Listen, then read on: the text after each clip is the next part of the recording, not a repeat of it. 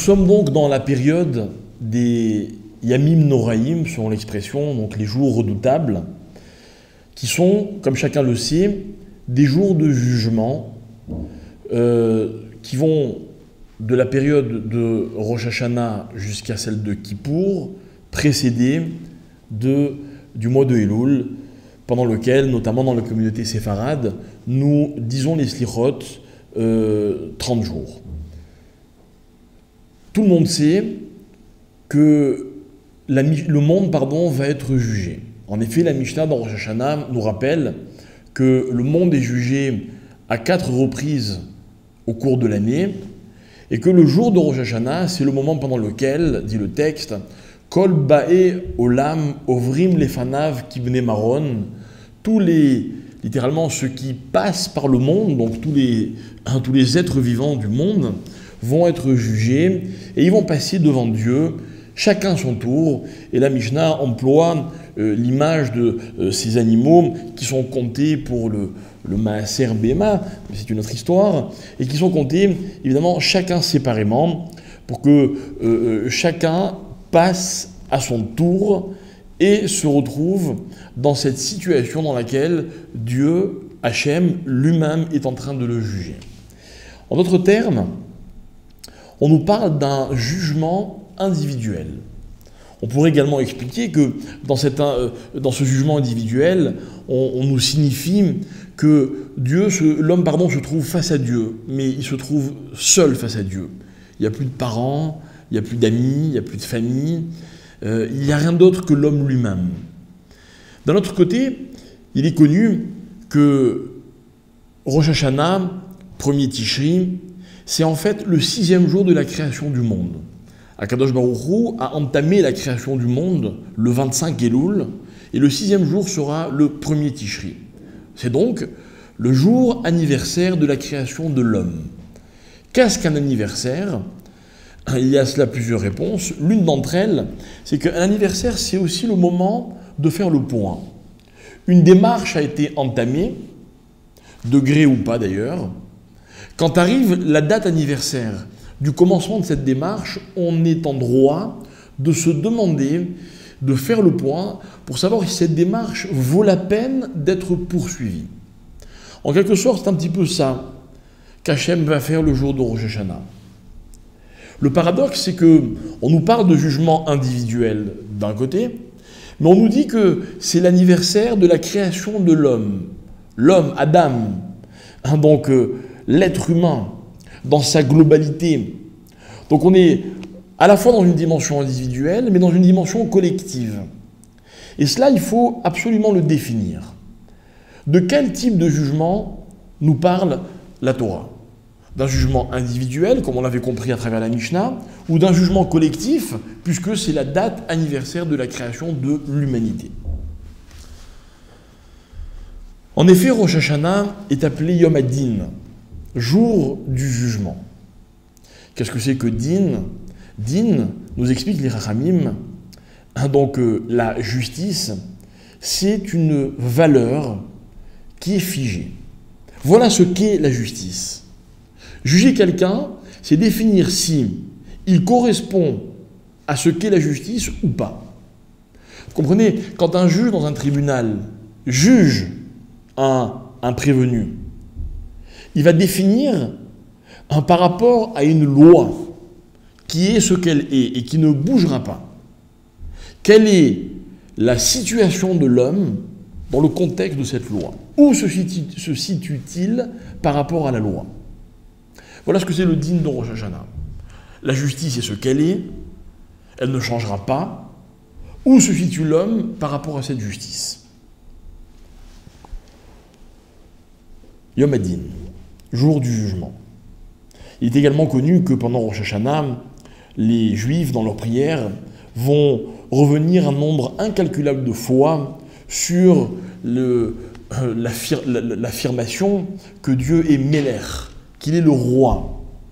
On va sans arrêt revenir sur cette notion de royauté. Il est intéressant de constater que quand on prend le mot quand on prend le mot din, vous savez, on parle beaucoup dans dans les Sfarim de la notion de valeur numérique. Quand on prend la valeur numérique du mot din, alors on a le dalet, le yud et le nun. Très bien. Et pour écrire dalet, c'est-à-dire que la lettre dalet, elle sera elle-même composée des lettres dalet, lamet, tav. La lettre yud sera composée du yud, du vav et du dalet. Et le nun également, nun, vav, nun. On va laisser de côté le dalet, le yud et le nun qui forment le mot din, mais qui vont être la face visible des lettres du mot din. En effet, il y a dans les lettres du mot din une face cachée qui vont être le lamed et le tav de dalet, le vav et le dalet du yud, et le vav et le nun du nun. Quand on additionne les lettres de la face cachée du mot din, on obtiendra la même valeur numérique que le mot malchut, royauté. Comme pour nous dire que le din, c'est la face cachée du roi. Le roi, il incarne quelque chose, il est une image. Mais cette image, par définition, elle cache autre chose. Vous voyez, une image, c'est un symbole. Le symbole est là pour nous rappeler ce qu'on n'a pas toujours le temps ou l'occasion de revoir. Il est comme un petit peu, si vous voulez, un mémo qui vient nous permettre de nous souvenir de ce à quoi on n'aura pas toujours le temps ou l'occasion de penser. Très bien. Donc, revenons à notre réflexion. Ce jugement de Rosh Hashanah, est-il un jugement individuel ou est-il un jugement collectif? Il est clair, nous disent les Chachamim, on l'a cité à travers la Mishnah que nous avons vue tout à l'heure, que l'homme est jugé, il est face à Dieu, seul, avec ce qu'il a été tout au long de l'année, et on va se demander, ou plutôt Dieu va se demander, que faire pour l'année qui vient. Certains ont peut-être l'impression que l'homme est jugé par rapport à son comportement. J'ai fait des mitzvot, et j'ai fait aussi le contraire, faisons le bilan. Mais ce serait problématique, parce que ça voudrait dire que si on faisait un calcul, nombre de mitzvot, nombre de averot, de fautes, celui qui n'a pas le quota qu'il faut, alors quoi, il est recalé, pour ne pas utiliser une expression plus grave. D'un autre côté, le comportement, les actions de l'homme sont ce qui y a peut-être de plus révélateur de ce que l'homme est réellement. Donc j'aimerais, si vous permettez, qu'on se penche un petit peu plus sur ce concept qui s'appelle l'homme, qui a été créé le jour de Rosh Hashanah et qui est remis en question tous les Rosh Hashanah de l'histoire. En effet, lorsque l'homme arrive au monde, Dieu lui donne un premier rôle. La première mission que Dieu va donner à l'homme, raconte le Midrash, ce sera de nommer les animaux.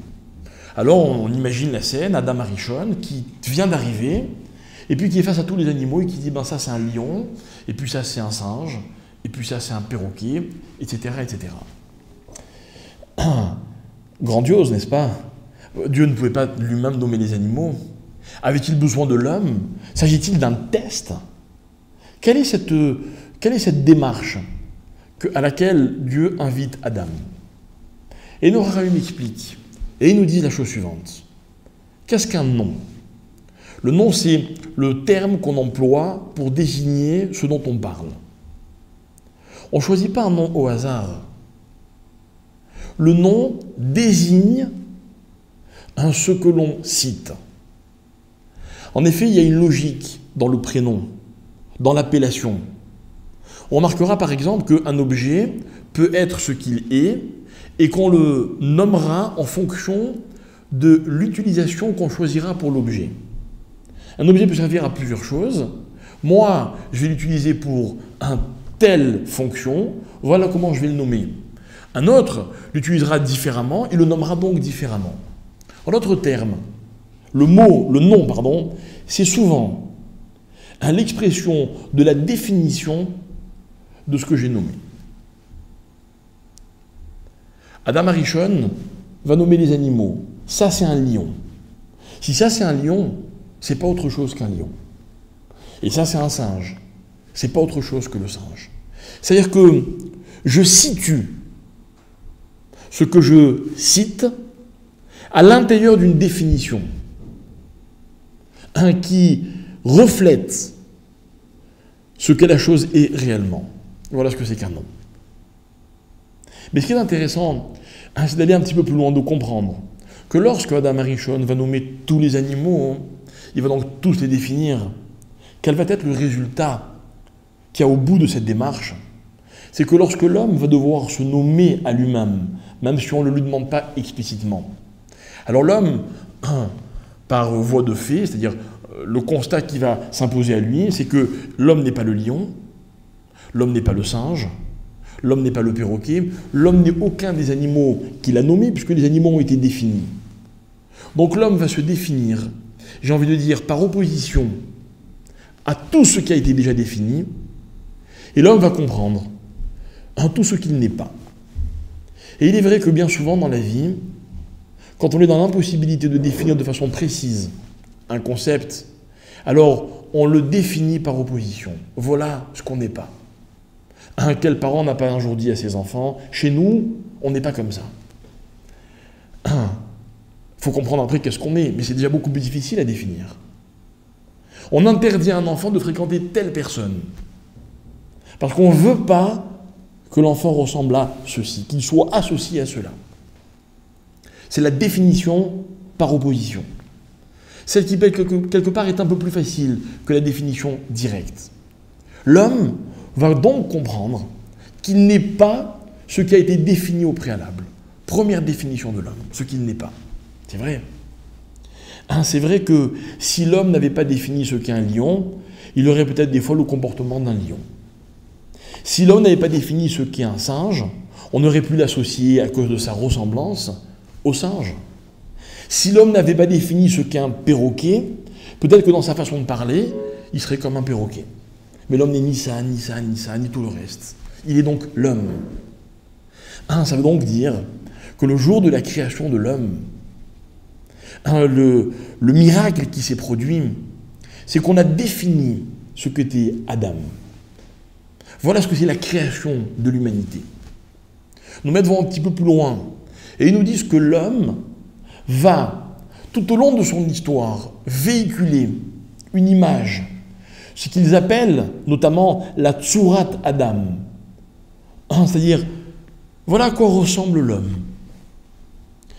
Si on s'est bien compris, on vient d'expliquer ce que l'homme est dans la collectivité, c'est-à-dire par rapport à l'humanité tout entière. Dieu à Rosh Hashanah a créé l'humanité. L'humanité, c'est une définition. L'humanité, c'est une tsura, c'est une image que les hommes vont véhiculer. On n'a donc pas encore expliqué ce qu'était le jugement individuel. On est en train de dire qu'est-ce que c'est qu'un jugement collectif. Dieu attendait que l'humanité soit telle ou telle chose, alors Akadosh Baruch Hu, tous les ans, va se demander, est-ce que l'humanité est réellement ce qui avait été prévu? Est-ce qu'on continue ou on s'arrête là? Mais ça, chacun d'entre nous ne peut pas y faire vraiment grand-chose.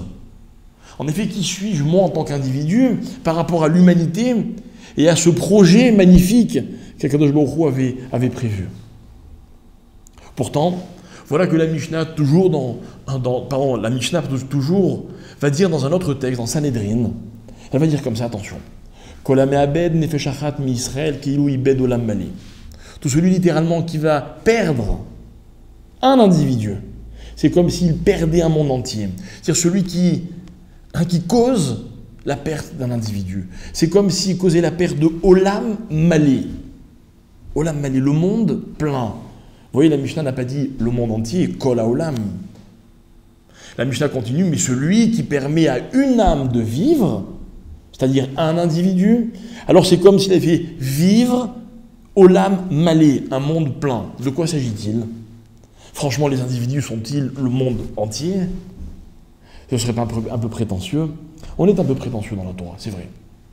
On s'efforce de donner à l'homme la définition de ce qu'il est réellement, de lui expliquer à quel point on compte sur lui. Et en effet, un homme est Olam Malé. Pourquoi? Parce qu'il n'existe pas d'homme sur Terre qui ne remplisse pas à lui tout seul le monde entier. Comment est-ce possible? Parler à un homme de n'importe quoi, vous n'aurez pas fini votre phrase, qu'il aura déjà un avis, même sur ce qu'il ignore. N'avez-vous pas un jour demandé à quelqu'un « Qu'est-ce que tu penses de telle destination ?»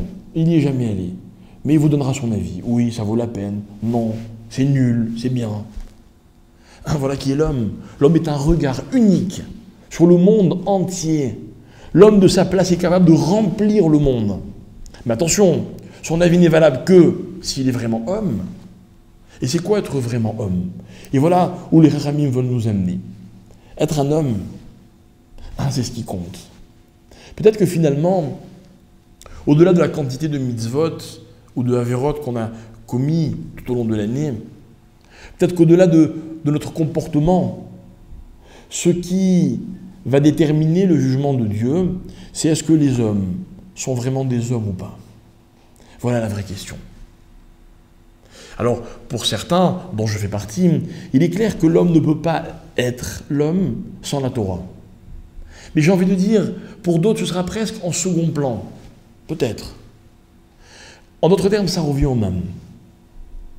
La vraie question, l'équation réelle, celle de Rosh Hashanah, c'est de savoir, est-ce que l'homme correspond à Tsurat Adam? Est-ce que l'homme véhicule en tant qu'individu la définition qui a été décidée le jour de la création de l'homme? Je corresponds moi à cette définition? Si oui, pourquoi voulez-vous qu'Akadosh Baruch Hu ne continue pas la route qu'on a entamée ensemble? Mais dans le cas contraire, Dieu préserve, allez savoir. Peut-être que Dieu arrivera à la conclusion que tel et tel individu, vaut mieux pas qu'on continue ensemble. Il ne correspond pas à l'image, à la tsura de Adam. Ce qui apparaît clairement de tout ce qu'on vient d'expliquer, c'est qu'en fait, le jour de Rosh Hashanah, le jour du Din, la première démarche de l'homme, c'est de clarifier les relations. Un homme qui dit à Kadosh Baruch Hu, tu es Meler, c'est un homme qui se situe par rapport à ce qu'Hachem est. En effet, a-t-on besoin d'attendre Rosh Hashanah pour dire que Akadosh Baruch Hu est Meler? On le dit chaque fois qu'on récite une bracha. Baruch ata Hashem Elokeinu Meler haolam. Qu'est-ce qu'il y a de particulier à Rosh Hashanah? À Rosh Hashanah, il est encore plus important que les autres jours de l'année de préciser où je me situe par rapport à Kadosh Baruch Hu. Quand j'ai dit à quelqu'un « tu es Meler », j'ai clairement dit que ce que moi je n'étais pas, ce que j'étais par rapport à lui, ce qu'il était par rapport à moi. Une relation équilibrée, c'est une relation dans laquelle les rôles sont clairement définis. Une famille équilibrée, c'est une famille où les parents sont parents et les enfants sont enfants. Mais aussi où le père est père et la mère est mère. Et où l'épouse est épouse et l'époux est époux. Et les choses doivent être définies clairement. Il ne s'agit pas de s'imposer l'un par rapport à l'autre ou les uns par rapport aux autres. Il s'agit que les choses soient claires. Il s'agit que lorsque je m'adresse à Kadosh Baruch Hu, que les choses soient claires. Il est Melech Haolam. Maintenant, Hachem, juge-moi. Maintenant, vérifions. Si moi je corresponds à l'image de Adam, le Adam, c'est justement celui qui est en mesure de définir que Kadosh Baruch Hu, il est Melech. Qui d'autre peut le faire si ce n'est pas Adam? Moi je le définis et lui il me définit. Est-ce que je corresponds réellement à la Tsurat à Adam? Finalement, cette approche des choses, elle a un avantage extraordinaire. C'est qu'elle permet de situer tous les hommes, quels qu'ils soient, par rapport à ce qui se passe à Rosh Hashanah. Din. Tout le monde s'est un jour posé la question, mais comment se fait-il que les journées les plus dures et les plus sévères du calendrier soient celles pendant lesquelles on retrouve le plus de juifs dans les synagogues?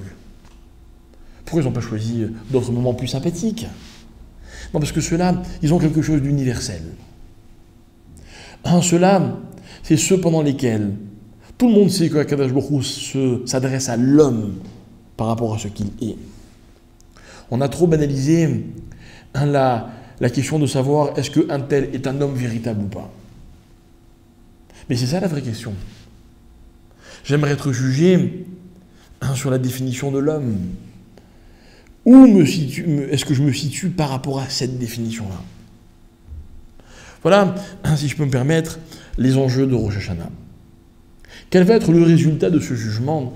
Eh bien, c'est là que tout va se jouer. En effet, est-ce que l'homme est conscient qu'à lui tout seul, il est capable de remplir le monde entier? Attention, remplir bien ou remplir mal. C'est-à-dire que, étant donné que ma nature d'homme est d'avoir un avis sur chaque chose, d'avoir le regard qui porte sur tout, rien ne m'est inaccessible. Alors il faut que je sois très vigilant. Il faut que le regard que je porte au monde soit un regard qui est à la hauteur du monde. Parce que si je me cantonnais dans ma dimension étriquée d'individu, je n'engagerais que moi, ça poserait de problème à personne. Mais étant donné que je suis ce type de personne qui s'appelle Adam et qui à moi tout seul remplit le monde entier, occupe un espace qui me dépasse largement, il faut que je sois à la hauteur de ce que j'occupe, c'est-à-dire du monde. Et voilà en quoi on trouve une magnifique synthèse entre le regard individuel que Hachem va poser sur l'homme et le regard collectif qu'Hachem va poser sur les hommes. Je crois que la journée de Rosh Hashanah, tout le monde sait que c'est un cadeau extraordinaire. Vous vous rendez compte, on repart à zéro, c'est la chance d'ouvrir une nouvelle page, de tourner une nouvelle page, de tout recommencer. Mais encore quelque chose peut-être d'encore plus grand. C'est que à Rosh Hashanah, l'homme prend une dimension, la dimension du monde, la dimension de l'humanité tout entière. Moi, qui pensais tout au long de l'année n'être qu'un individu, je me rends compte aujourd'hui que Hachem se pose une vraie question. C'est-à-dire, quand il me regarde, quand il regarde chacun d'entre nous, il se demande, corresponds-tu à l'image de l'humanité que j'ai créée le jour de Rosh Hashanah? Comme si Hachem voulait savoir la chose suivante. Avec moi, est-ce que l'humanité est plus humanité? Ou avec moi, eh bien ça ne change rien. Voilà ce que c'est qu'un jugement. Vous imaginez, dire à quelqu'un, tu sers à quelque chose ou tu sers à rien? Est-ce qu'il y a plus jugement que cela? Eh bien c'est exactement ce qui se passe. Et moi dans ma prière, je vais exprimer à Hachem haut et fort, mais attention, surtout avec beaucoup de conviction, que sans moi, l'humanité ne serait pas la même. Que je joue un rôle qui est unique. Et c'est vrai que tous les hommes sont uniques. La seule question, c'est en sont-ils véritablement conscients? Pourquoi Rosh Hashanah est-il un jour de prise de conscience? Parce qu'à Rosh Hashanah, l'homme se retrouve dans son propre contexte. L'individu, dans le cadre d'une collectivité la plus grande soit-elle, l'humanité tout entière, le Olam Malé. Et dans ce Olam Malé, je joue un rôle, parce que je suis Olam Malé, à condition que j'apporte ma contribution.